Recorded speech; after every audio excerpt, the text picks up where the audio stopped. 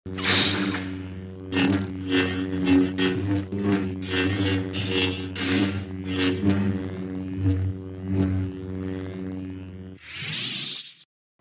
Assalamualaikum dan salam sejahtera kepada semua FPL Managers. Kembali kita kepada episod yang ketujuh untuk FPL Jedi Show, di mana kita akan mengupas semula apakah yang terjadi pada game week 5 ya. Tengok aku pun dah lupa. Betul game week 5. macam rasa dah lama kita main, tapi sebenarnya masih lagi early of the season, game week 5, dan kita akan juga membincangkan bagaimanakah persiapan kita untuk game week 6, di mana game week 5 pun ada banyak drama juga. So nama saya Hafiz dan bersama saya adalah co-host Azmin. Apa khabar? Khabar baik. Apa khabar Hafiz? How are you? Fine. So how's your game week? Not as good as I would have liked it to be, tapi tak apa. I mean, we have to for the first time this season, I think I got a red arrow, tapi tak apa. Hopefully it'll be followed by a lot of green arrows.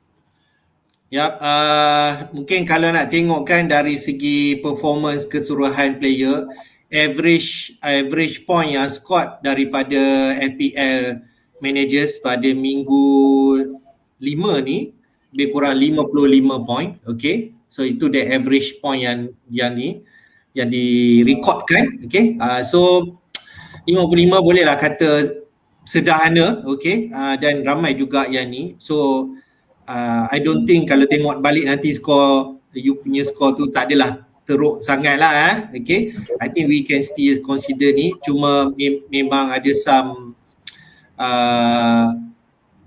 frustration jugalah, okay, kepada owner seperti myself, macam ada Torres, okay, owner kepada Greenwood. Greenwood akhirnya break lah dia punya streak tak ada kodak for the past 4 weeks. Dia has been has been returning points. Also frustration kepada Jota punya owner. Kalau you tengok game tu nanti kita kupaskan sikit lah ya. Jota should have at least one goal, clear side goals so mungkin itu a bit frustration. So mari kita run through apa agenda kita pada hari ni, Min. Apa yang kita akan buat ialah first kita akan run through our game week 5 punya team review. Okay, bagaimanakah performance kita pada minggu lepas. Kemudian kita nak run through juga, nak buat sedikit analisa mengenai team ataupun pasukan yang mana ada poor defensive stats dan juga best attacking stats, sebab saya rasa kita perlu reboot balik. Okay, apa yang telah terjadi pada 5 minggu yang lepas, kita tengok apakah statistik yang ada dan mungkin juga kita boleh advise manakah pasukan yang perlu target, dan kemudian kita boleh propose some players daripada pasukan tersebut.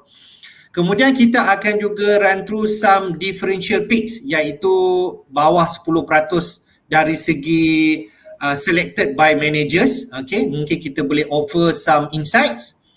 Kemudian kita akan run through game week 6 punya fixture. Okay, and then captain pick for game week 6 dan juga our transfer plan. Okay, I think that is the agenda for today. Alright. And then dalam masa yang sama kami nak ambil kesempatan untuk memberi penghargaan, okay, our credits kepada fantasypremier.com, fantasyfootballscout.co.uk and also fantasyfootballhub.co.uk, sebab kita akan ambil all information apa yang kita persembahkan pada episod kali ini. Okay, kita akan banyak guna fakta atau information daripada website ini. Okay, so mari kita run through team Sleepy Jedi, Azmin. Okay, you mendapat markah 59. Okay, secara overall ranking a bit jatuh. Your first red arrow, tapi sebenarnya tak berapa jatuh lah, daripada 442,000 ke 488,000. So mungkin you boleh walk through sedikit. Okay, so keeper tu tak ada hal lah, biasalah tu. But again, none of my defenders returned, which is disappointing. Okay, just nak share, are you surprised that Batman not playing? Itu pun aku baru perasan dia tak main. Foster start. Any news? He was injured, I think. Yeah. Okay.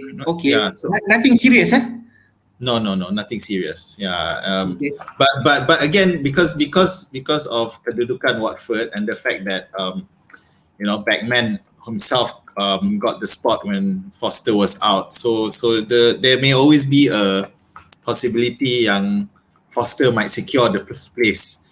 So so Foster tu memang ramai orang ada sebab dia 4.0 kan, memang Betul. that. So memang ada lumrah sikit lah if he gets to play more regularly.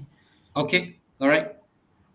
Okay, so and then so in terms of the defense, memang it's disappointing sebab when we think about it that a lot of defenders scored well untuk game week 5.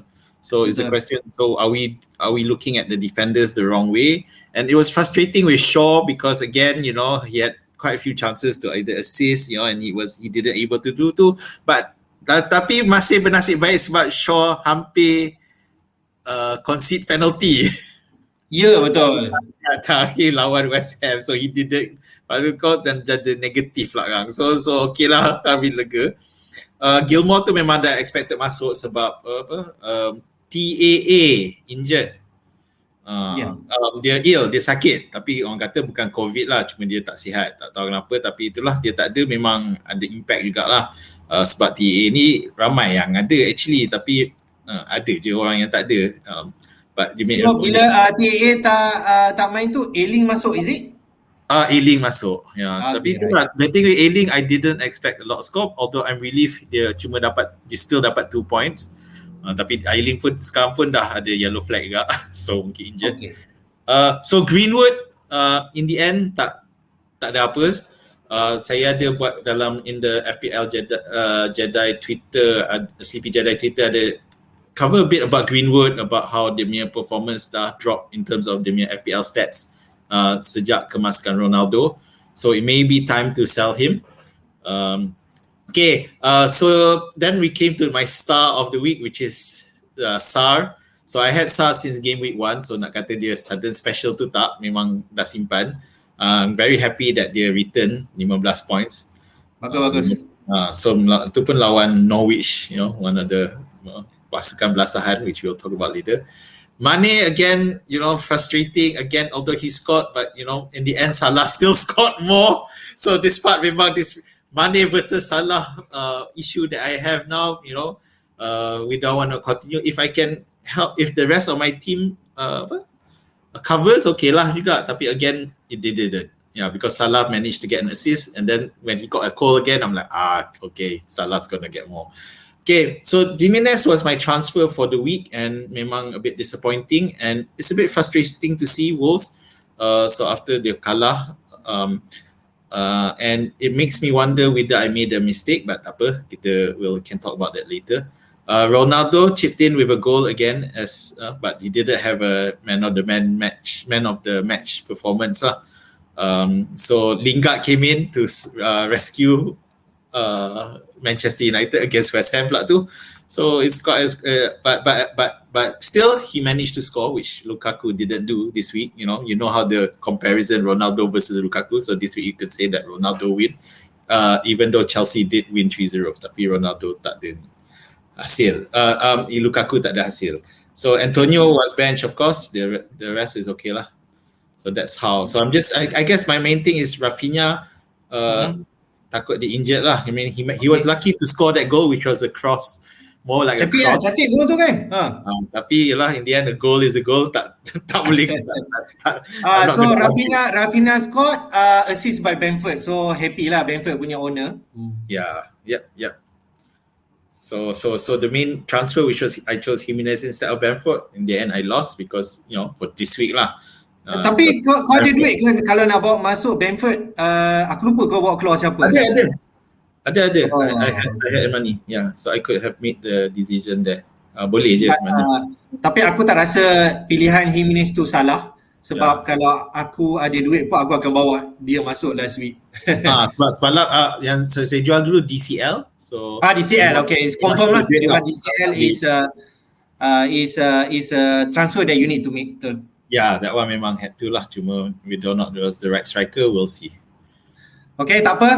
Jangan kecil hati. 59 poin pada saya masih lagi melebihi markah purata iaitu 55. So, apa yang kita boleh buat, kita hanya boleh look ahead lah untuk game week 6.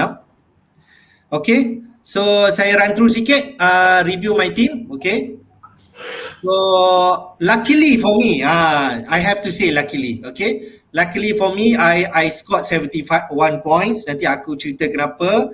So my ranking naik daripada 607,000 kepada 373,000. So it's a good week I can say.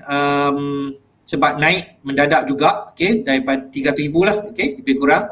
So kalau tengok dari sini, okay, apa daripada defend tu, okay, apa yang clearly di last game week tu, mula-mula bila terima news daripada David Moyes kata Ben Rama ada pick up knock, dan aku ada fikir alamak, ini akan effect sama ada bench aku ni kuat tak untuk replace dia.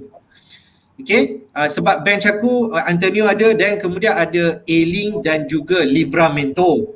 So aku ni ada 2 bench. Then comes news Trent pula ill. So aku kata alamak, so 2 bench ni aku kena guna confirm. Then bila tengok pula Torres tak main. Oh, dia kata mak. So I really use my bench this week, that I can say. The fact I said lucky is because my transfer that I was thinking last week, if I have the money, adalah transfer Tony kepada Jimenez. Macam aku cerita last week lah. Tetapi apa jadi, because Tony punya price drop kepada 6.3, then aku ada short 0.1 untuk dapat Jimenez yang harganya lebih kurang 7.4 juta juga pada masa tu. So I cannot make that move without taking a hit. In the end, lepas aku pening-pening fikir, aku kata tak apalah, give a chance, last chance kepada Tony lawan Wolf away. Walaupun dari segi hype-nya, Wolf adalah pasukan yang orang kata akan keep clean sheet dan score lawan Brentford. Tapi nak jadi cerita, tak jadilah skrip macam tu. In the end, Wolf pun Brentford lah sebenarnya yang menang away dengan Wolf. So I think that swing, Tony scored and assist, dapatlah aku 12 point yang it could easily be 50 plus point. Okay, and then yang mengecewakan ialah Dickney lah, that I can say. Dickney scored an own goal lagi. Everton concede 3 goals lawan Aston Villa. So is negative 1 point. I'm really frustrated, and he's definitely first name to be on the chopping block. Tapi macam ni lah, okay. Next fixture is lawan Norwich home. So dari segi logik tak patut bawa keluar. Tapi macam kita ada dengan news, potentially Dickney injured during League Cup punya match yesterday night. So itu satu yang kena consider lah, okay.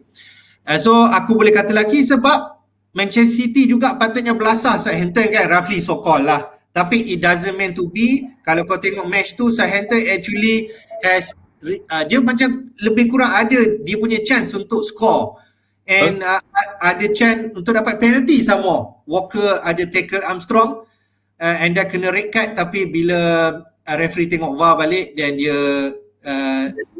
punya keputusan. In the end, aku happy bila Livramento dapat clean sheet, tapi kena yellow card, so dapat 5 point. Dan lagi happy sebab mula-mula orang kata Ben Rama tak patut main, dia main dan dia score dan dia dapat 3 bonus points. So I cannot say anything more. It favors really into my side lah. I think the young good thing about your team is that your bench stepped up. So Livramento step up. So okay lah. I mean, if anything, this game week showed yang memang penting ada bench. You have a decent bench to play with. Kalau tak, memang lagi teruk score. So memanglah kita pun terkejut yang Southampton managed to keep a clean sheet. But the main thing is that he is a starting player. Yeah, so the harapan tu tetap ada. So yeah, it's good. Memang I'm happy for you that you. But itulah you mentioned how you were a bit lucky because of you were able to keep Tony. You decided to wait one more week. Betul. Yeah, which is great. And now you have 2 free transfers untuk next week. Yeah, it's really good. Kalau tak, easily aku drop 10 point, dapat 61 sebab beza Tony punya point dengan Jimenez lah. Okay. So, never mind. Game week 5 is already history. Let's focus on game week 6. Tapi sebelum tu kita run through game week 5 punya best 11. Kalau tengok dekat sini, overall point, kalau you pick this player ada 136. But you can see the pattern there, backline scored more points. Ada 5 defender yang score high point. Matthew Cash, Thiago Silva, Rudiger, even Van Dijk himself, then Alonso make up a lot of points there, semua double digit. Then pergi midfield kita ada Sa, which you have 15 points, Salah and Odegaard, dia ada squad lawan Burnley away, okay. Then Tony, okay, fair. And Josh King, Watford sebab dia assist 2 kalau tak silap dalam game lawan Norwich. So quick question, okay, Dega dapat 10 poin sebab dia save penalty lah, okay. Adakah we should focus now to put our money dekat defenders, man? Sebab tengok macam berbaloi je kita spend dengan banyak point ni. Apa pendapat kau? Yeah, I think boleh, memang you can merit that argument actually. Sebab kalau tengok macam when it comes to defensively sound teams, so obviously if you take a look at that's Chelsea. There's 3 Chelsea defenders all there. But at the same time, macam Alonso, he contributed, he assisted, and right now, for those of you who have been watching Chelsea matches, he's playing like a midfielder. so and he has surprisingly kept his spot. More importantly, even though Chilwell, a lot of debate about Chilwell bila-bila akan masuk, so setakat ni tak masuk lagi. And Alonso, siapa yang ada keep Alonso memang benefit. Itulah aku ada terfikir sekarang sebab Alonso punya conversation ni tak pernah banyak sangat orang cerita sebab dia macam rotation risk, and kita rasa Chilwell adalah first player yang akan main instead of Alonso. Tetapi terkejut tak? For the past 5 weeks Alonso has been starting, betul tak Amin? And then he keeps his place, and then adakah since orang nak bawa masuk Chelsea asset kan, coming to minggu ke-7 yang akan ada February matches, adakah defender yang patut bawa masuk Chelsea adalah Alonso sekarang? Nampak gayanya dia dah secure his minute. Apa pendapat kau? Okay, because right now kalau ikutkan in terms of Lukaku pun tak start, he didn't play game week 1 at least, he only came in a bit later. Tapi among the Chelsea players, only 2 players have started all, if I remember, if two yang relevant lah for us in terms of fantasy football, which is Rudiger and Alonso. So it's a question now because even Mendy didn't play last week. Aku pun terkejut Mendy tak main. Aduh. So it's a good question, and memang it's hard to. So I would say it's a bit like Manchester City now. You have to kena berani lah kalau nak ambil. But at the moment, for me, Alonso's place looks secure. And it's quite surprising because if you all of us who have played FPL tahu kan in previous season, ada je dia punya screw up dia yang menyebabkan so he gets dropped from the lineup. And but every time macam the people who replace him belum lagi impressive enough. I think Emerson was a left back previously, if I remember. And dia pun tak dapat nak secure that position. So right now he's been playing really well, especially defensively. Yeah, he managed to really shut down Salah, if people remember, masa playing against Liverpool. So that alone shows that this guy, he has definitely improved in his defensive game, but at the same time, he's still being consistent in his value as an attacker. So memang I would argue, okay, if I were to choose between Rudiger and Alonso, I would love to have Alonso. Rudiger, of course, he's there, but he scored a goal, I think. Ya, betul, dia squad.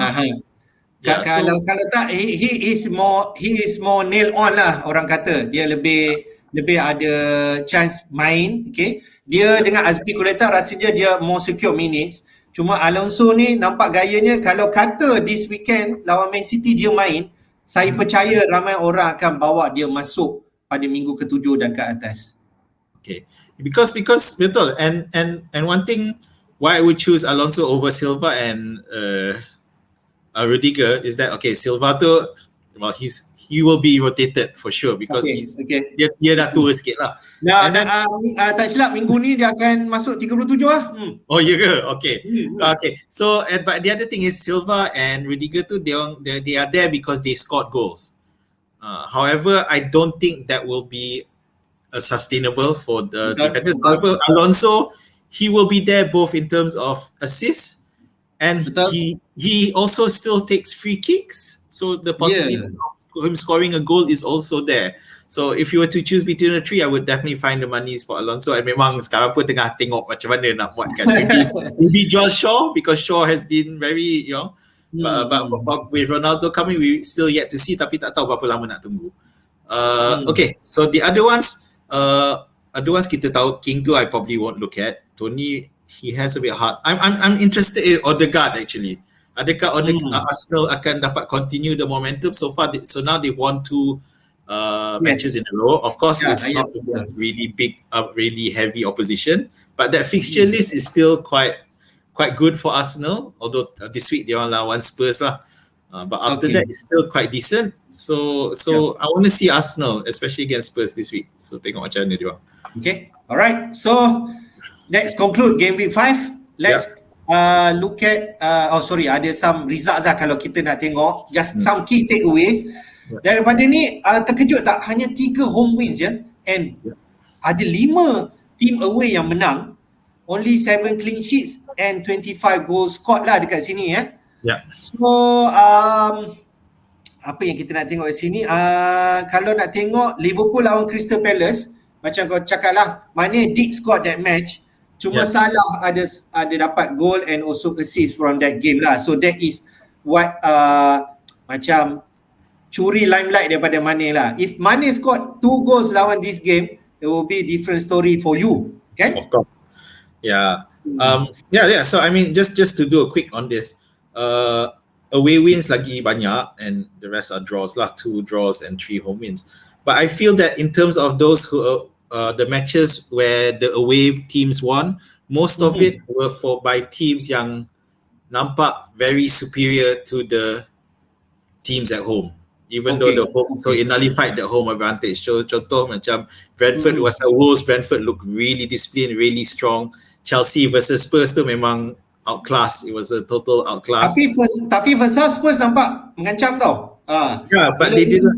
Second half tu Kante masuk sub untuk Mount, baru nampak. But and that shows Tuchel's ability at strategy. He managed to find that way to become more offensive and end up scoring 3 goals in the second half. So memang apa? But it, again, I insist it shows the class, the difference in class.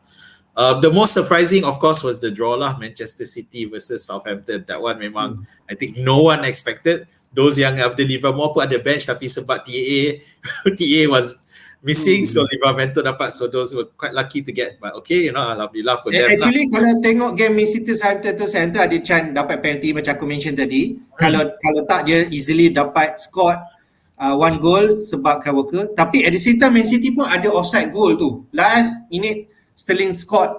So mungkin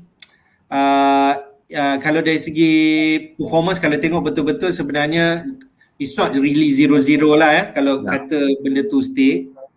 And then aku just nak share a bit West Ham lawan MU lah. Kalau tengok game ni, MU macam deserve some penalty lah kalau kau tengok. And then Ronaldo lah, maybe kalau kata dapat penalty Ronaldo habis, so mungkin dia bukan 6 point lah. Mungkin I think my worry with Ronaldo on that note is that is he protesting too much to get penalties? So I think he needs to tone it down a little, because I think that the penalties will come, but he shouldn't be too Ashik nak penalty tu is like, oh come on, I think he's quality enough to not have to worry about that too much. So West Ham pula patut ada dapat penalty last minute, okay? Look sure macam kau kata kena tangan, lepas tu alamak aku dah terfikir dapat negative point. Lepas tu Moyes decide, okay, bawa Noble masuk ambil penalty ni. Memang betul-betul drama ni kalau skor ni kan. Buat nama. Tapi Deha juga have the last say just save that penalty and Manchester get all the 3 points from Lingard punya goal lah. Tapi kan my ni is that because this guy yang bawa untuk Mark Noble ni, he has hardly played this season, tapi suddenly nak bawa masuk untuk score penalty, and then it reminds me of England going out to Euro because they kau tak setuju lah apa David Moyes buat? Memang tak setuju masa watching. I watch the match and masa when he decided to start in, I'm like, why? Takkan tak ada players in there yang boleh score, yang practice penalty. You suddenly nak masukkan someone who has barely touched the ball during the season and then you expect him to score. Dia punya mentality tak tahu macam mana.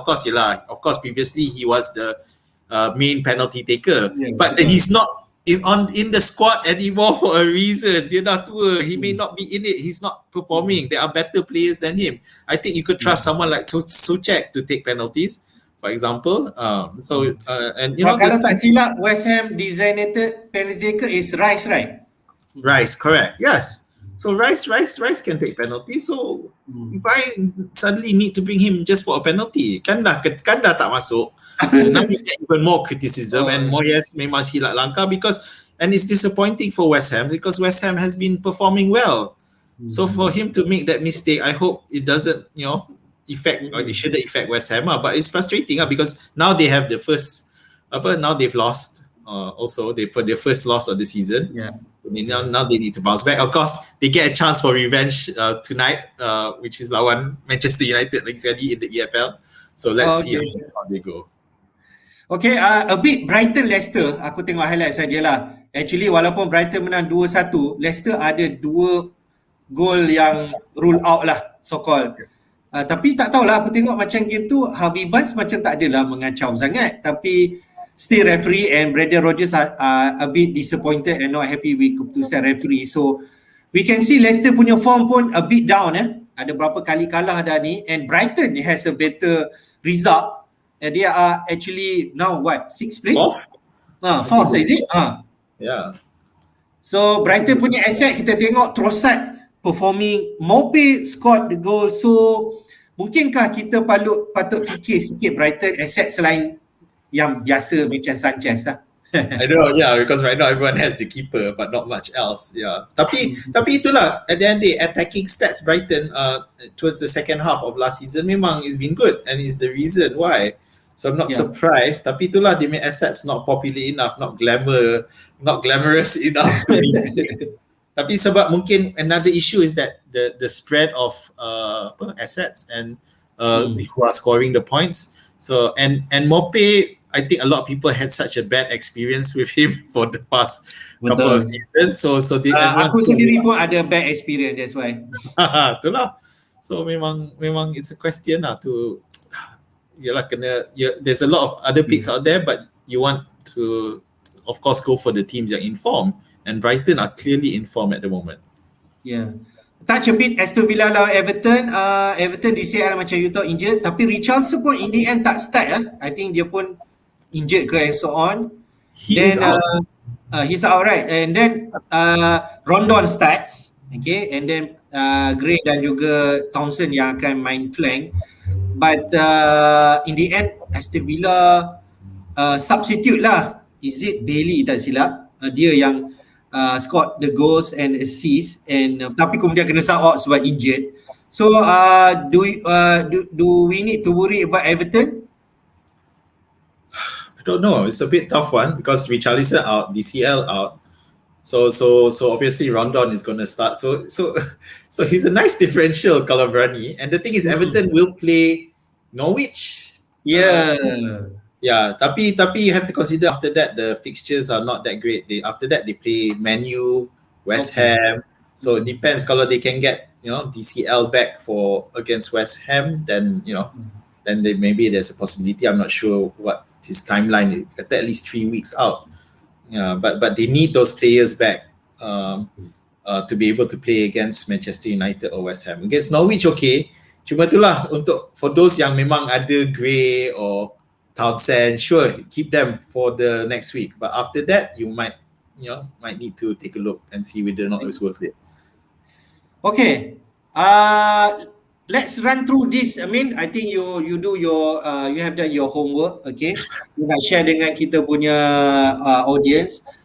Team mana yang ada poor defensive stats, yang mana concede a lot of chances and so on, that we can target lah. So Okay. over to you, Min. Okay, so I drew up this table. This is courtesy of Fantasy Football Hub. So what I looked at was in terms of the defensive stats and see which teams are the worst. And at the moment, I think we mentioned this a couple of weeks back that Newcastle is still topping in terms of expected goals conceded. So in this case, I've filtered it by the total X goals conceded, expected goals conceded, which is here. So the top three are Newcastle, Leeds, and Norwich. Obviously, with Leeds, kita still terperanjat. We probably did not expect Leeds to be there. But I think one of the problems, obviously they lost 5-1 to Manchester United in the first round. But at the end of the day, they have defensive issues. They have players injured. Their Outstreet was red carded. Now Ayling might be injured as well. I think the first match they didn't have Calvin Phillips, but at least he's back. Manchester United tak ada.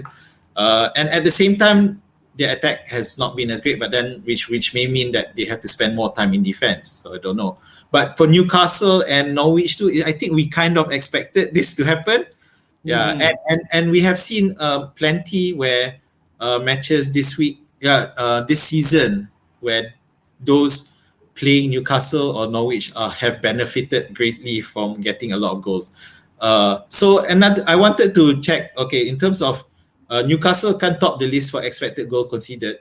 And in terms of on-target goals, again, it's Leeds, Newcastle, and Norwich.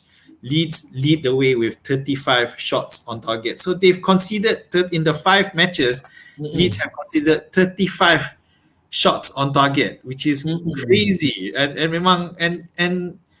even with Newcastle and Norwich sama 33 and 29, mungkin Spurs kalau kata 35 tu, kalau 5 game lebih kurang 7 shot per game lah. 7 shot per game. Okay, Spurs, I have to admit, because they were missing their personnel, injured or COVID, but it seems like they may finally get back to a better team now with most of them back. And Burnley is another issue as well. They're at 5th at the moment in terms of expected goal conceded. But the problem with them is that they seem to be conceding a lot of goals from headers, which is very unusual compared to previous seasons where they were quite solid at the back, but they are the worst in terms of conceding for the headers. They've conceded, if you look at the bottom there, under the HD tab, 21 headed attempts that they've conceded, which shows that whatever happened to their discipline in defending has gone. so tengoklah macam Mi dengan Tarkowski selalu kalau header ni memang dia orang dapat lah dulu. So they're not as dominant anymore. I'm not sure what's happened, and it's hurting them big time. Okay, and I just filter by big chances considered. Again, it's Newcastle, Norwich, and Leeds. So memang these three, if you whatever your fixtures list, if you're picking up players, you probably want to look at these three teams that make sure that the players you're picking will be playing at least one of these teams in the next couple of weeks. Because nampak right now it doesn't look like they're going to improve. Okay, obviously Newcastle played Leeds last week, so it was two of these defensively with issues teams, and they only finished 1-1. But against the stronger teams, they're going to be toast. And then at the same time, we have Norwich, who I think all three teams have not won a match yet. Am I correct? I think so. I have to check that. So I think So Newcastle, Leeds, Norwich, again together with Burnley and Southampton. Those are the 5 teams that have yet to win a single match. So this is definitely going to that mental effect. So will that continue? But until they actually bounce back, I don't see any problem targeting them. So look at those players, especially bila kau mention tu, baru aku tengok kat league table ni, Leeds, Newcastle, Burnley and Norwich, the top 4 teams bottom lah. Yes. Yeah. So only Southampton, because Southampton also haven't win, but they have 4 draws, so they slightly above. Yeah, but again, and also Southampton, defense is much better than these other 4 teams, and that's probably why they managed to secure draws. Yeah. So anyway, so not only are the 4 out of the 5 bottom teams are all here in the defensive stats. So it goes to show that I think until they show any signs of improvement, target them. So this is a good info lah. Kita boleh target this team kalau kata bila nak decide player lah. Kalau player ni next game lawan Newcastle, mungkin you can have instant return. Contohlah macam tu. Okay, mari kita share pula, okay, teams with the best attacking stats. So kalau katakanlah kita nak pilih player, mungkin statistik ni penting untuk menolong manager pilih dia punya player. Mickey boleh run through ke, Min? Yeah, okay. So for goal threats, of course, at the moment it's filtered by the total number of goals. So Manchester United leading the way with 13 goals. But actually, the top 5 teams are not far off in terms of the involvement. Manchester United, Chelsea, Liverpool, West Ham, and Manchester City. So again, you have to. Of course, the problem with Manchester City is you don't know who's going to score, who's going to rotate. So that might be an issue. But for the other 4 teams, you really should look at their main goal getters. So for Manchester United, it's Ronaldo. For Chelsea, it's Lukaku. For Liverpool, it's Salah. And for West Ham, it's Antonio. So in this case, I think most of us memang always have them in consideration. So you just need to marry the best attacking stats with some of the better matchups in terms of, and definitely in terms of choosing your captaincy. You probably want to go for one of these captains who will have the best attacking stats anyway. So if I scroll a bit further in terms of expected goals, actually top of the charts is Liverpool. There, you can see there is at 14.6. Yeah. So in terms of goal scoring ability that they expected to score is Liverpool. So currently they're underperforming a bit.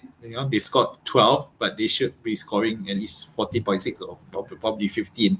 Manchester City is about their expectations. Manchester United are actually outperforming their expected goals at the moment. Yeah, so that's good. Sama macam Chelsea lah ya. Tengok macam expected goal macam 8.9 ni tapi skor 12 lah. Yes, that one also overperforming. So no, I mean, but at the end of the day, so what if it's overperforming? Yeah, it's great. I guess there's also which I always feel that the argument pasal sustainability. Can you sustain? I don't know. We don't know it can sustain. Tapi it comes back to our guest from previous show, episode 5, which is Omar's picking form over fixture. Yeah. So who cares if it's not sustainable? And who cares if we think it might not be sustainable based on the expected? Because we saw last season with Jesse Lingard. Yeah, we saw everyone expected he's going to drop off. He's going to drop off, but he didn't. And those who had kept him, who bought him early, memang benefit like mad. So this, I mean, the point here is that you don't have to necessarily worry too much about it. If he's in form, go for it regardless of fixture. Okay. So kalau aku boleh buat some conclusion, katakanlah from this stat kita tahu Manchester United dengan Chelsea supposedly macam kira top lah in terms of these attempts and so on. Kata aku nak buat keputusan, aku hanya ada duit sama ada aku nak Ronaldo atau Lukaku. Kalau from here expected goal macam 10.4 Manchester, I think Ronaldo has a better chance lah kan than Lukaku kalau kata looking at this lah. Yeah. So I would argue that at the moment, even now, because previously a lot of people were thinking of moving to Lukaku in game week 7 because of the fixture swing. But now I'm looking back at that, and I think the argument is not as strong as it was before. The reason is this week memang tak lah because Chelsea are playing Manchester City. I hope Manchester City memang a strong team.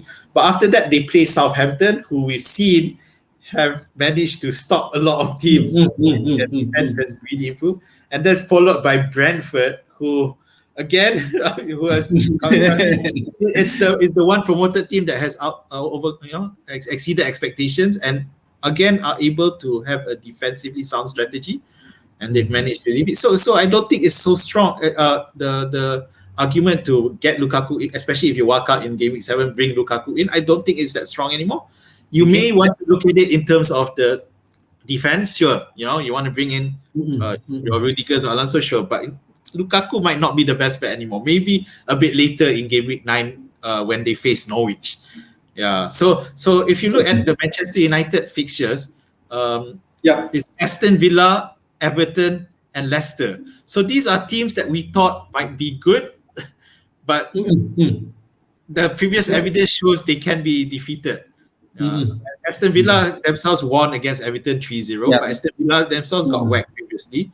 And then after that is Leicester, and we've seen Leicester still not. I think I mentioned in an earlier episode that Leicester still haven't found their rhythm yet, and again they lost Brighton. And in game week 9, that's where Manchester United will face Liverpool. So that might be the time for you to move to Chelsea, because Chelsea face Norwich. So that the few it might have just moved back. Other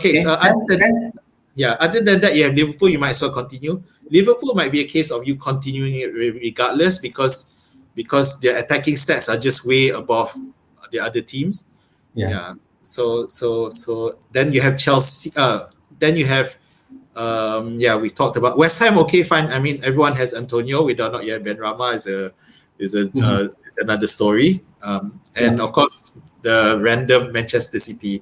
Although right now we were talking about Manchester City rotation, tapi risau juga Chelsea ni akan ada kat rotation juga. Sebab nampak macam mereka boleh je nak rotate, and we have already seen everyone gets rotated except for Lukaku, Rudiger, and Alonso at this stage lah. So betul lah, macam orang kata Chelsea punya midfield ni macam minefield lah. Kita tak tahu siapa. Macam sebelum ni kata Mount adalah lebih more secure, tapi lawan Spurs easily half time dah kena bawa keluar, so banyak frustration untuk Mount punya owner. Betul. Itulah. So that one is exact things, because by shifting that strategy, suddenly someone who you thought would start and play at least 70-80 minutes suddenly got benched. So it's going to be tough. So I think we have to be aware lah, kan? Especially Europe punya competition lah. EFL pun dah start, so we have to be aware lah. Okay? Yep. Okay, so next one, kita nak discuss pasal differential picks lah ya. Sebab kalau orang kata cerita pasal Ronaldo, Salah, up to Antonio himself, macam dah template everyone ada. Tapi siapakah antara player yang mungkin di bawah 10% punya ownership yang mungkin boleh provide some differential untuk movekan kita punya ranking lebih ke atas lah. So dekat sini ni pilihan daripada Azmin yang mengatakan manager patut consider Conor Gallagher playing midfield untuk Crystal Palace sebagai salah satu option dalam midfield. So Azmin, share your thoughts on Conor Gallagher. Okay, so we've seen that Gallagher has been the one getting the goals for Crystal Palace, and obviously, no doubt against Spurs, Spurs went down one man, But at the end of the day, you can see that a lot of those who watch the match will see that the play revolves a lot around him. Zaha, of course, definitely, but it's good that now Zaha has someone who is also really active, because previously Crystal Palace's problem was their defense. They were focused on defense, and even then their defense was rubbish. But now they seem to have found that jive. Patrick Vieira seems to have slowly getting his team to gel together. And the good thing about Gallagher right now is that he has so far scored 28 fantasy points, and that's the 9th best in total at the moment. So which is really good considering he's in Crystal Palace. So he's sharing the stage with the likes of Lukaku. So hang on, let me just drag something up. Let me just check on. Okay, yeah. So in terms of he's the 9th best. In terms of the big chances, he is 5th for big chances created, and he's actually joint 3rd with Ronaldo. So that is pretty good company to keep. Okay. Looking further, expected goals, he's 7th.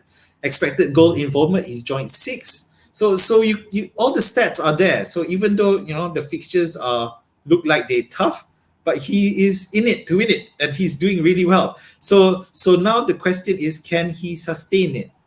Okay. So the things we need kalau to tengok upcoming fixture pun macam a bit favorable juga, kan? Lawan home dengan Brighton, and then Leicester also not in a good momentum right now.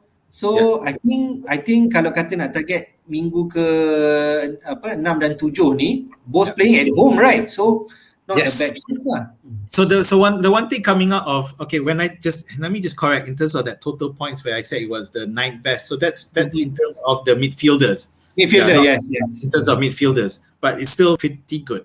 So now in terms of the upcoming fixtures, you would think that Brighton, Leicester aren't supposedly that easy, and Brighton is 4th at the moment. But I would like to think of Gallagher as being the team in form. Brighton previously, I'm not sure whether they still have any injured players. And one thing with Crystal Palace is that they so far they have performed really well at home. So now you got 2 home matches in a row, and on the Gallagher. The good thing is that he's only 5.6 million, so it's not going to be that expensive. So for you to put a punt on. Then if he says Arsenal, we're not sure where they are. Newcastle, of course, definitely. We'll see. Obviously, we don't know whether or not they'll improve before that. And then after that, Manchester City. So that might be the tough one. But again, at this price, he is actually even benchable. He may actually be benchable. So it's not, you won't feel that. Yeah. I agree with you. Yeah. So obviously it's a risk, because Brighton, are 4th in the table at the moment. But I think with the current feel good and the fact that again he's playing at home, I can definitely see him returning this week and for the next week as well. Okay, good. Tapi kalau managers tak bersetuju dengan pendapat Azmin ni, kita ada some other differential picks option untuk you all, okay? Especially yang saya share yang bawah 10%, masih di bawah 10%, okay? Kita mulakan yang di tengah-tengah lah, saya rasa yang quite obvious, even dia dah perform last week 15 points. Ismail Sarr playing Watford, okay? Dia punya price at 6.1 million and ownership masih lagi 8.1%. Adakah anda terkejut dengan jumlah tersebut, Min? Okay, so I had Sarr since game week 1, so I'm not surprised that his price is increasing and his ownership is increasing because he scored, I think it was 15 points last week. Yeah, so memang he is the main man for Watford, and he does play Newcastle next. So yang bagusnya sebab Sarr ni, sebab macam you share statistik poor defense tadi, they are playing Newcastle home this week and next week lawan Leeds away. So that's I feel is a good investment lah. If you can pick him in your squad, he could easily return for the next 2 games. Betul. Yep. So that's my thinking juga. I think Sarr is an obvious ataupun obvious choice lah kalau you nak pilih this week. And kalau tengok dari segi number of transfer in for this week, Sarr is at number 3. Betul ya, Min? Dia top 3 yang dibawa masuk. Okay. Kalau you tak berapa suka Watford, you rasa dia ni mungkin score fluke lah last week. Okay. We have other choices like Min ada touch on Odegaard tadi, Arsenal. 5.5 million sahaja and ownership 2%. Cuma dia punya side track maybe this week lawan Spurs lah ya. Tapi Spurs pun kalau tengok mungkin dia is the right time untuk main Spurs sebab dia kalah for the last 2 games lah, back to back ya. And Odegaard also taking all the free kicks for Arsenal, so I think he's still a good choice. Macam Gallagher tadi, price bracket dia lebih kurang sama. Kalau you tak suka Arsenal player, we could have offered like Ward-Prowse, Southampton at 6.4 million sahaja and still ownership 3.3%. And Southampton going to have a favourable matchup at least for the next 6 ya. Dia akan lawan Wolves this week. Kalau tak nak, Townsend at 5.4 million, 1.9% and he's playing Norwich this week. You cannot get any better than that. And why Gray and Benrahma is not here because dia punya ownership dah tinggi lah. That's why we are putting them in this differential pick. Even Benrahma dekat 32% and Gray dekat 70%. Tapi kalau still nak Everton asset, I think Townsend can offer you good alternative. Lepas tu dia also ambil corner and free kicks that I can see. Okay. The other one is Traore. Walaupun orang mungkin dah sentuh sebelum ni, dia punya price still at 6 million and ownership at 4.3%, and as you mentioned, Wolves ada favorable matchup until game week 14. Cuma side track ni maybe last week lah, Wolves lawan Brentford, dia tak do anything lah, so mungkin itu yang manager a bit reserve on him lah, but he's still one of the differential pick that you can choose. Yeah. Okay, so for me, Traore is like can't touch at the moment until he shows that he can actually do something in front of goal. I mean, it's really frustrating. I think for Wolves fans especially, tengok, macam nak goal tak goal. He looks so dominant. I mean, and the closest people compare him to is Alan Saint-Maximin of Newcastle. So, but ASM is actually creating and scoring goals. Yeah, so this guy isn't. So, and it's frustrating because Newcastle have such a bad defense, but counter attack, that's they make the most out of it and manage to score. Whereas Wolves, it still hasn't happened to them, and I'm starting to worry at the moment. We don't know Wolves have what it takes. Sarr memang expected, with the current favourable list, and I think there were some who were smart enough to pick him up last week, because last week because then the fixture would have been Norwich, Newcastle, and Leeds, which we talked about earlier.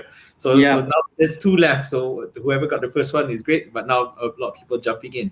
The problem with Townsend is that after that they play Manchester United and West Ham. So these are among the top teams. So, and the problem with Everton is that they have a few injuries. Richardson's out, DCL is out, and maybe Digne might be out as well. I think Pickford didn't even play last week either.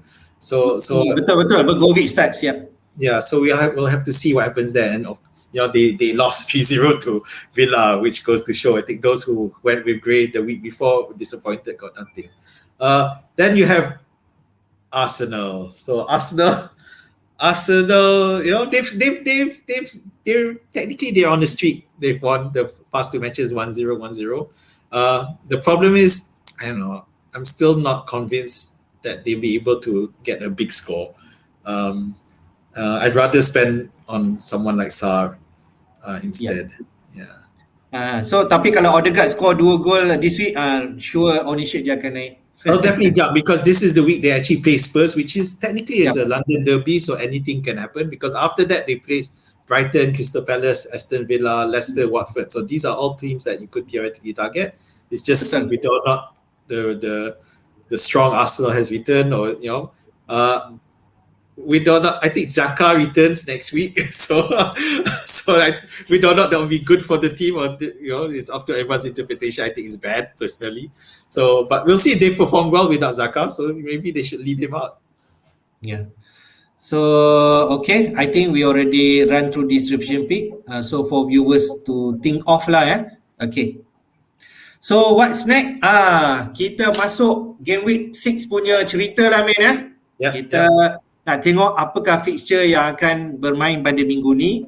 I think Azmi ada mention kita akan early kick off pada hari Sabtu bukan Jumaat. Sabtu, tapi ada 2 game akan berjalan pada pukul 7.30 malam. Chelsea lawan Man City dengan Manchester lawan Villa. Kalau tak silap, ini rasanya tak ingatlah bila lagi game ada pukul 7.30 sampai 2 game. Selalu 1 je, betul tak Amin? Betul lah, betul. So tapi bila saya tengok some info ni, Manchester United punya match ni sebenarnya pukul 10 lebih kurang, tapi they move the fixture because ada concert berlangsung dekat vicinity tu. So I think the authority also have to jaga the crowd and flow of the traffic. So they decided to move this fixture up lah. So ada option lah untuk orang tengok awal, sama ada kalau you fan Chelsea atau Man City, you tengok game tu. Fan Man U, you tengok game MU. So ada option lah pukul 7.30 tu. So I think this is a cracker one, Chelsea lawan Man City. Min, apa pendapat kau game ni? Adakah it will be a tight game 0-0 atau is it going to open like 2-2 score? It's going to be tight. Both teams are really good defensive. I'm looking maybe kalau dapat goal pun maybe it's a 1-1 draw. And I wouldn't, if you already have players, by all means keep them, but I wouldn't pick anyone, not this week anyway. So katakanlah macam aku ni, ada Dick ni, dia katalah confirm injured. Dan aku confirm akan bawa someone pada game win 7, any Chelsea defender. should I just straight move in and put Rudiger atau Alonso and just keep him there? Yeah, it might be a possibility. I mean, I know I just said don't bring in Chelsea any of your players, but then because the defense, there is value in that Chelsea defense. So of course when you bring that defender in, it's probably going to be a long-term purchase. Yep. Yeah. So because after this, the following week, there's going to be a ton of traffic heading towards Chelsea, probably. Even though I'm not green color lah. Yeah, but you know, popular theory says that right now a lot are going to pick up, even on the wild cards. They're going to go three Chelsea players, for example. So if you're not one of those who are planning to wild card, then yeah, I can definitely see you picking up a Rudiger or Alonso this week. Okay, fair. Game Manchester United lawan Aston Villa. It should be Manchester United win lah, right? It should be, but bear in mind that I think by the time we see this video on YouTube, the Manchester United West Ham EFL match we would have known what the results were. But from my understanding is that Pogba and Ronaldo are not playing in that match. They've both been rested. Okay. So no issue for Ronaldo playing. But you will need to keep track. Villa, of course, they just defeated Everton 3-0. Yep, so they're going to be thinking that now they seem to have got the mojo. Although Bailey, they had some bad luck because Bailey came in for 10 minutes. He had such a action-packed introduction, assisted scored, and then got himself injured. So, but I think even without him, they finally got some stability which wasn't there before in the first few weeks. So it could be an interesting match, but I would still put Manchester United to win, and purely because of Ronaldo. Even though also the fact that Aston Villa, do they have? They also Aston Villa also have because Aston Villa also have a match tonight for EFL, and they play Chelsea, so that will be so that puts both Manchester United and Aston Villa on equal terms in terms of the rest period. Yeah, so both of them short periods, but so in the end, I think Manchester United's quality will win out. Okay. So then pukul 10 kita ada 4 match. Everton lawan Norwich, definitely a favorable game for Everton. I can see a high scoring game for Everton, like 3-0 or maybe 3-1. That's why I put the green. And then kalau DCN, without DCN and Richardson, I think they are still a strong side lawan Norwich. Setuju tak, Min? Tak setuju. I think okay, one thing about this next 4 matches is that it contains 4 of those teams that we talked about who currently have 0 wins. Norwich, Leeds, Burnley and Newcastle.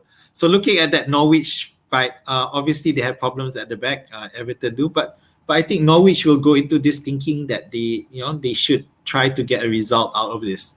Yeah, and even if Digne is injured, then I think Everton could be damaged here. Yeah, I think there's so quite expect Norwich give a fight lah game ni lah. Yeah. So I think it'll be tighter than we think. It's not going to be an Everton whitewashing of Norwich, even though Everton are at home as well. Yeah, I think this will be the match where Norwich actually bounces back a bit. Yeah, so even if they lose, it'll probably be a tight one. Yeah, maybe 1-0 or 2-1. Okay, fair. Then Leeds United lawan West Ham. I think West Ham will welcome back Antonio to first 11. And like you mentioned, Leeds concede a lot of chances. Yep. Leeds also playing attacking. This could easily be West Ham night. Is it? Yes, I mean this one is clearly favoring West Ham, and I wouldn't put it past people wanting to captain Antonio against Leeds, because the Leeds really looked like a problem this season, and now with some injured players, and now it looks like Rafinha. There's a possibility Rafinha might be out as well, so I don't know. So keep tracking for that, but because it doesn't look good for Leeds at the moment. Okay, fair.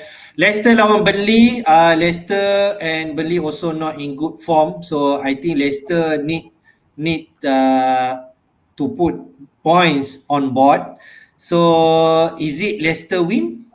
This is also, for me, it's a tough match to call. I think obviously people think that Leicester is going to trounce Burnley, but again, because Leicester are in bad form this time, and just like Everton, Burnley will probably be thinking that they can get something out of this. I think so they'll be up for a fight.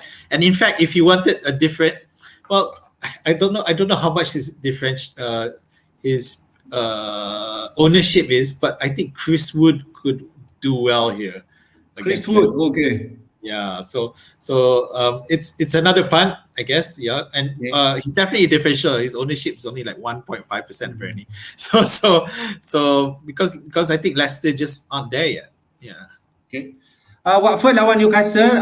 Walaupun orang kata Newcastle ni top of the list concede chances, I think this can be quite tight juga Watford lawan Newcastle. Although I still feel Sa will deliver points in this game. Okay. No, I'm gonna say it's gonna be a 4-1 to Watford. Oh. I know these teams are bottom are not that great, both of them, but I think Watford's attacking is still too much for Newcastle. Yeah, and I'm worried this might be the end for Newcastle this season, or at least until Steve Bruce gets kicked out. Okay, are you willing to say that Sa is a good captaincy pick this week since you said 4-1 like that? Okay, we want to discuss. We'll discuss that later because it comes into that question of do we dare looking away from the normal picks in terms of your captaincy? Okay, so quickly kita run through Brentford lawan Liverpool. I think Liverpool should win this one, tapi it could be really tight, right? Since Brentford pun dah show that they can play defensive and score goals lawan Wolves last week, betul tak? Yeah, this one is a really tight. If you notice, actually Brentford have two of their defenders in the top 10 of point getters of defenders for FPL. So it goes to show that Brentford's defense is quite strong. Liverpool are playing away, but you have to note that Brentford haven't really faced the top teams. The top attacking team. So it'll be interesting. First game lah lawan Arsenal. Sorry? First game lah Brentford lawan Arsenal kira. And to be fair, Arsenal were missing a few of their key members. There was no Aubameyang. So I think this is the real test lah. Kena tengok whether Brentford can live up to the expectation lah. Betul. So it'll be interesting. And obviously a lot of people still captaining Salah. So I'm not so sure about it yet. Yeah. Okay. Fair. So, Southampton lawan Wolves. Southampton did play some good football. Are you expecting Southampton to win this game against Wolves? Yang ni memang takut Southampton Wolves ni might be really crappy to watch. You might get chances tapi tak score goals because if there's one problem with both teams is that they're not scoring enough goals. Sorry. So I don't know. It's really hard. I'm not predicting much out of it. Yeah. Southampton have only scored 4 goals so far. Wolves have only scored 2, so that's pretty bad. Okay, and then Arsenal lawan Spurs, London derby, like you mentioned, it will be a tight game. Okay, both need some point. Tapi kalau aku dengar ni, aku terkejut juga. If Arsenal win this game by 2-0, Arsenal will be on top of Spurs. It is funny because selepas game week 3, we saw that Arsenal at the bottom of the league and Spurs are at top of the league. So it's funny see how things can easily change. Can change. Tapi itulah dulu Arsenal memang Spurs gelakkan Arsenal players lah dapat 2 minggu sebab international break kan. But now Arsenal have a chance to overtake Spurs. But in terms of fantasy picks, this is also tough nak call. I wouldn't recommend buying any new players for this one. Okay, last game Crystal Palace or Brighton. Brighton on good form. Crystal Palace start picking up form juga. So it could be tight. Yeah, this one could be really tight actually. Obviously I had Conor Gallagher as my differential. But it is going to be a hard one. It's obviously the last game as well. But I would think that Crystal Palace will make their home advantage count against Brighton. So Brighton are obviously in the top 4 at the moment. Yeah, and they don't concede a lot of goals. I think they've only conceded 4 goals, which is not a lot. Yeah, but they can concede, and I think Aku percaya kalau Crystal Palace menang game ni, Edward score atau Gallagher score, dia akan jadi bandwagon next week. Yeah. So So on that point, because I'm not so sure about whether or not Crystal Palace's defense strong enough. Even though they kept clean sheet against Spurs, but always have to remember Spurs were down to 10 men and Spurs were also in bad form themselves. Tapi in terms of the attack, there's a lot of promise there. Yeah, so you got Zaha, you got Gallagher. So if they're firing, then I can see goals in this match. I don't think Sanchez will keep a clean sheet. Okay, fair. So let's go to Captain Picks. Okay, so based on voters result yang aku dapat daripada Fantasy Football Scout, okay, from total votes 5,579, most of them are voting Ronaldo as the best captain pick for game week 6, okay, and then Salah come second and then Antonio come third, okay. So kalau aku letakkan game fixture dekat sebelah kanan tu, Manchester United playing home against Villa, so no wonder Ronaldo are favourite. Ramai orang pilih dia sebagai the best captain pick. Then we go to Salah, who has been performing, okay. I think is he the top scoring player right now? Salah? He could be, right? So against Brentford, which is a promoted team, cuma on paper nampak macam Liverpool could walk over Brentford, but I don't think so. And then we have another game, like you mentioned, Leeds are leaking goals against West Ham, who is actually on form, and Antonio is back in the team. So what do you think? What do you think, Min? What is the right captain pick for this week? It's really a tough one. Salah, for one thing, Salah and Antonio are playing away, so it does tilt a bit. I think that may be why Ronaldo is topping the list at the moment. But and with Salah, I'm really not convinced simply because of Brentford's defensive record. Okay. But Antonio away is definitely worth it. Yeah. So okay. Obviously we need to see how West Ham line up tonight for EFL and see whether or not there are injuries coming out of it. But Leeds themselves are vulnerable. So between those three, Ronaldo for the home, but Antonio for the matchup. Okay. Since you mentioned Sa just now tadi, do you want to explain? Maybe he should be one of the pick for this week, captain pick. Okay. So the one thing frustrating, and the one thing, a standard principle for most players is that you're always going to be wanting to captain, one of your premium asset lah, so called. Yeah, Ronaldo, Salah, Lukaku, KDB. So those are the people. But I don't wonder whether or not that's the sound judgment these days, because we have seen that there are plenty of play. Antonio is the excellent example of someone who, if you captain on a good day, he'll definitely score you goals. I think in game week 3, Antonio scored. He was the top point scorer. So I think there's definitely some consideration. But of course, we're always thinking of it as you why wouldn't you captain your premium player? But you still need to consider, if your premium players aren't looking like they might have great matchups and they might run into trouble, then why not go for someone who has to face a defensive a defense that's waiting to self-destruct, like Newcastle, and that's why Sarr could be a great option. The only issue coming in because he's already scored goals against against last week against Norwich. So is he going to repeat that? Is he going to be able to do that again? So you would think that for premium players, but will that happen for the cheaper players? Okay. Yeah, let's say I ask you to put some ranking lah, okay, 1, 2, 3 for this week captain pick, who will be your second and third? Yeah, the funny thing is, I think when you see my current captaincy is currently on Ronaldo, but that has changed since, and I would actually put Antonio first, because they face Leeds, who we talked about, and second, I would probably pick Sarr. Yeah, and the one advantage that Sarr has over Antonio is that Sarr is playing at home. Yeah. So I think there's definitely some advantage there. I think we've shown that this season with the crowds coming back, and Watford are a team that tend to play better at home.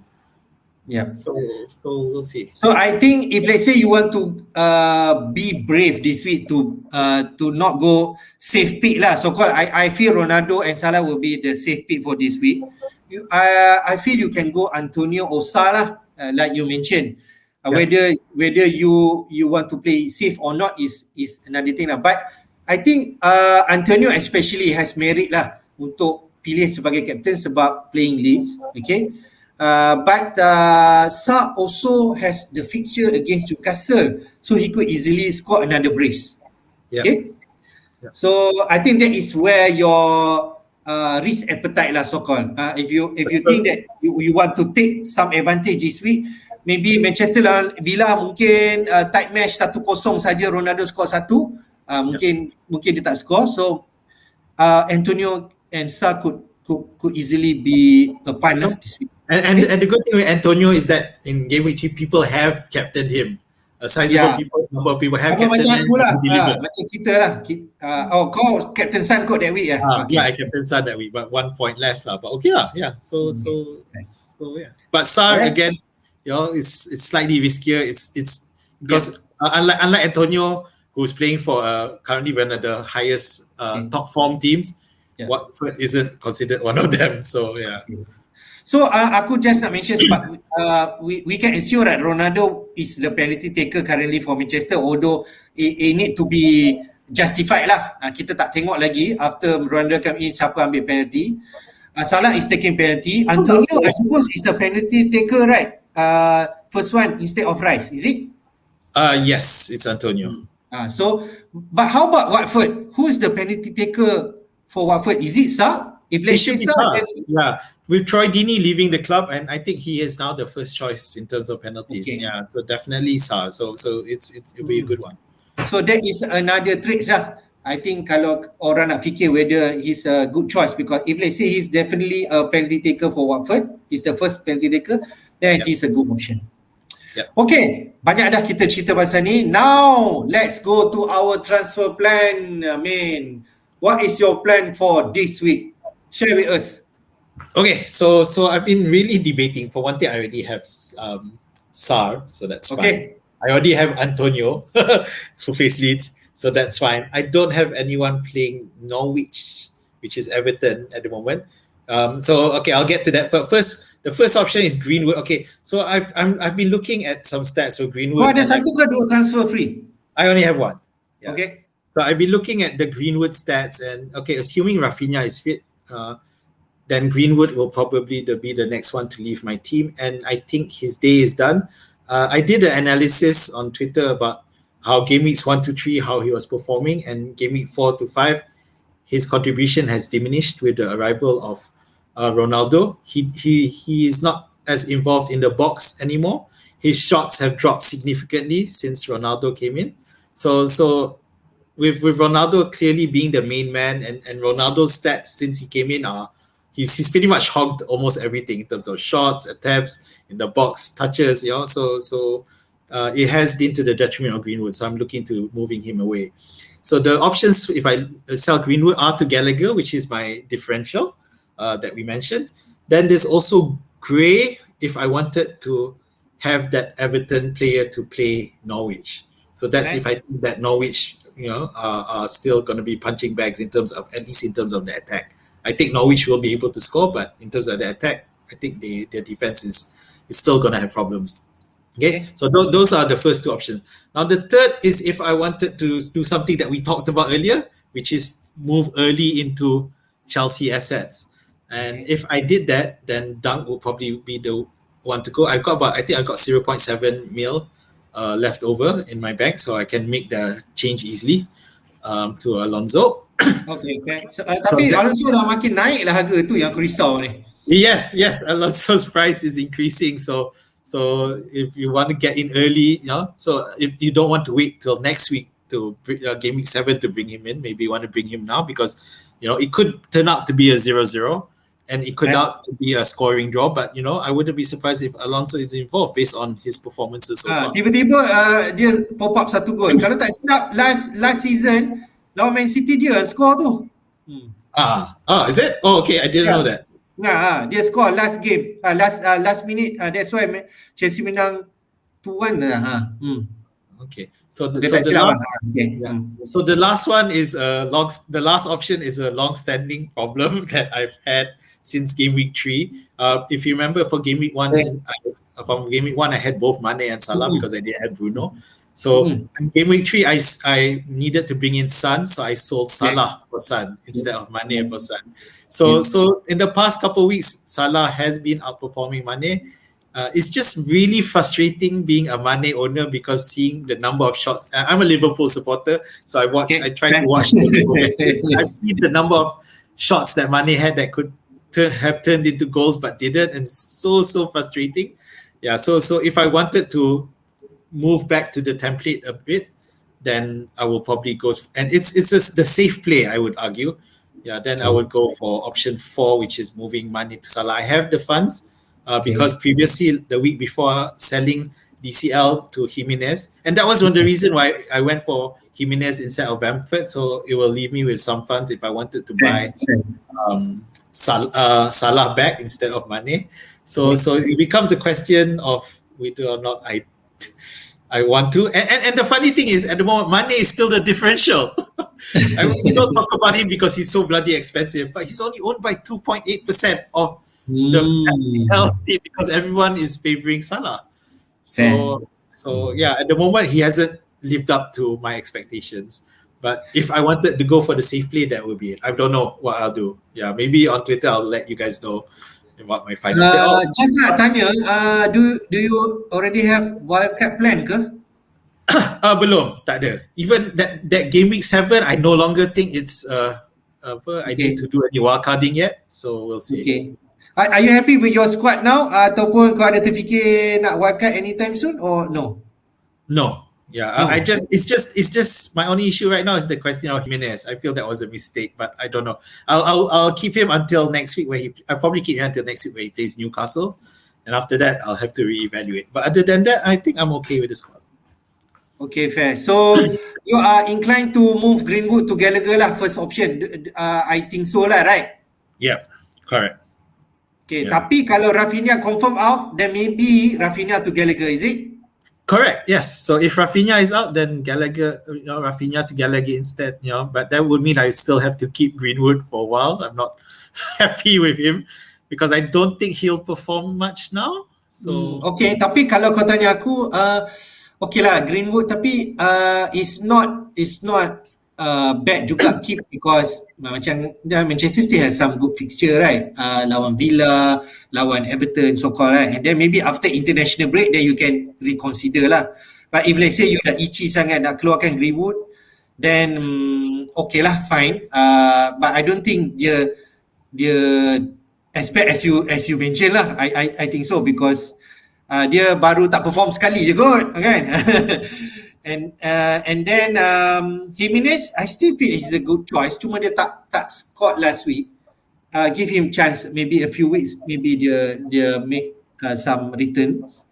I have to confess, even though I haven't listed him as one of the options, I have been looking at striker options, especially Watford. I was looking at Dennis as option. He wasn't a pick because he's already owned by 11.6%. But because of those 2 matches, I think they play Newcastle and Leeds. So yeah, we'll see. Okay. All right. So I think overall, good strategy. You have options. You know what you need to do if it needs be. Do you think you might don't do any transfer this week? Could it be one of the option? No, definitely. No. I think I'll be transferring. It's very hard for me not to transfer anyone. Because if the whole squad was fit, then Greenwood for me would still be the one to go. Okay, fair. Let's go to my team then. Okay, so here, like I mentioned tadi, okay, Dick ni is the first one to go lah based on dia punya performance, and if he's confirmed injured, I think he will go. Cuma if let's say dia 50-50, I might keep him because Norwich punya game. Okay? And then kalau tiba-tiba dia tak main, I don't mind playing Livramento or Ailing. Dia playing at home. I feel lah maybe Livramento over Ailing playing at home kan against Wolves, right? So that's a choice. Torres is another headache for me because after this Man City lawan Chelsea and then Liverpool and then international break and then tak tahu apa pula Pep nak buat lepas tu. So I think he's a problem now and I'm inclined to change him to Sa at this juncture. Okay. Sa has the next two good fixture and I don't mind to have him, and if let's say I plan to wildcard in game week 7 or maybe after international break, then I can evaluate those players again. Tony after scoring 12 point then macam kena loyal pula kan. Takkan nak buang dia lepas dia score. So I have two free transfer. My initial plan is to take out Torres and Tony for Brentford and Sa. But it's still up in the air sebab Brentford pun macam injured juga ni kan. Rafinha pula macam injured. So those are the thinking lah right now. If Rafinha out, then he could easily be Sa lah, and I have to keep Torres lah. Yeah, I can tell why you're inclined to keep Tony after he's got problems. Even though because it wasn't too long ago that we were looking at moving him on, but now they do have hard, very hard matchups in terms of So I don't know with the they play Liverpool, West Ham, so. I don't know, but yeah, Dini I agree with, and I don't think you should be too shy to sell him off because he does. I mean, if he is injured, because he'll miss the good favorable match, and after that it's Manchester United at West Ham, so it's not that great either. So I don't mind. You can sell him for like maybe a Chelsea player, defender, for example. Yes. I could go for Alonso or Rudiger lah. Yeah. I don't envy you the Torres problem because it's the main reason why I've avoided Manchester City players since the start of the season, because I just couldn't handle the stress of picking City players and hoping they'll start. But yeah, agree. If let's say Digne is fit, then maybe you should really look at Torres. Yeah, because Tony at the end of the day, you may want to keep him because he's in good form. Yeah, even though the fixture looks rubbish. But Torres may be the best person that you might look to move on. You don't have you don't have any players against Watford at the moment. Against Newcastle at the moment. Betul, tak ada. And if let's say Rafinha is out, then he could easily switch for me lah to Sa instead of Torres or other player lah. So because I have two free transfer, I need to use one at least this week. So I'm inclined to bring in Sa, or I'm not sure about Gray, because macam you mentioned, he could be a 1 week punt saja. Then after that macam susah pula fixture dia kan. So see how lah. At this juncture, this is my thinking. Hopefully Ailing, Rafinha and Trent will be healthy, and also for Digne lah. If not, then also might come in. If you do decide to sell Tony, if you do, who would you bring in? Like I mentioned, if I decide to change Tony, is because like last week lah, nak pilih Brentford ke Jimenez. So from last match, Brentford did give an assist. Jimenez does nothing. So Brentford is the one that I thinking to bring in, and Torres down to Sa. Okay, and Leeds have some favorite fixture coming up, right? So that is the one other factor that I'm taking into consideration. Okay, so so another one is Pookie lah, but he scored last week. So, but I'm not too sure on Norwich asset lah. That's one thing. Yeah, just a thought on Leeds, because at the moment, kalau tengok the fixture ticker in the next weeks, Leeds have the best run of fixtures. Although to be fair, the first match is playing West Ham, who are one of the best. Betul. But other than that, Watford, Southampton, Wolves, Norwich, Leicester. So these are all teams that they can be, if they can get their attacking mojo back from last season. Then I can see why you would want to go to them. Do you have any other option you feel I should consider this Tony? What would you do? Dennis of Watford. Tapi aku macam favourite Armstrong kalau if you say Dennis, sebab Southampton macam ada good fixture coming up, right? True, but I have to take into the fact that Southampton haven't scored a lot of goals yet. Okay. So even Dennis has scored. I think he scored 2 goals so far. I think so. Okay. Is Dennis at same price as Josh King? Could be. I think it was 5.1. Okay. Let me check. So mungkin 5.5 kot lebih kurang. Josh King 5.5 dan Dennis 5.1 lah, right? Dennis is 5.2 now. So it's really cheap. Okay, fair. So he scored 2 goals in the first match and the last match against Norwich. Okay, fair. Tapi I still favour Sa over other Watford asset lah. So okay. Okay, that's my thinking. Tapi kita boleh sahkan lagi bila kita akan pergi during this weekend punya transfer news lah. Okay, boleh check your captaincy confirm Ronaldo lah. At this juncture memang Ronaldo. I think I'm going for safe pick kot. Okay, alright. Yeah.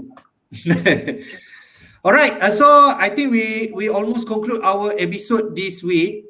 Don't forget our game week 6 punya deadline will be at 6 p.m. lah, normal Saturday.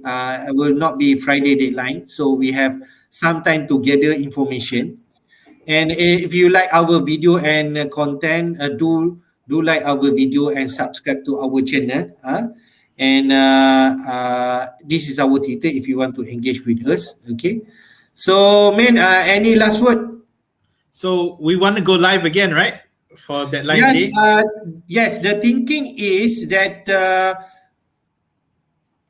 we plan to go on Saturday or Friday night lah on this deadline punya news. Yeah. Okay, so stay tuned. You can follow our FPL Jedi Show page. We'll update as to when, and we'll also share it on our other social media as well, in terms of when exactly we'll be online. So obviously we want to try to be consistent in terms of when we go online, but we're still new to this. We try to get our schedule. Get agrees with our family. We all both have families, so but we will definitely make it a point to come on the show. Okay, good. Thank you everyone for joining this session. Hopefully kita ada membantu lah semua untuk buat some analisa and make decision, especially preparation untuk game week 7.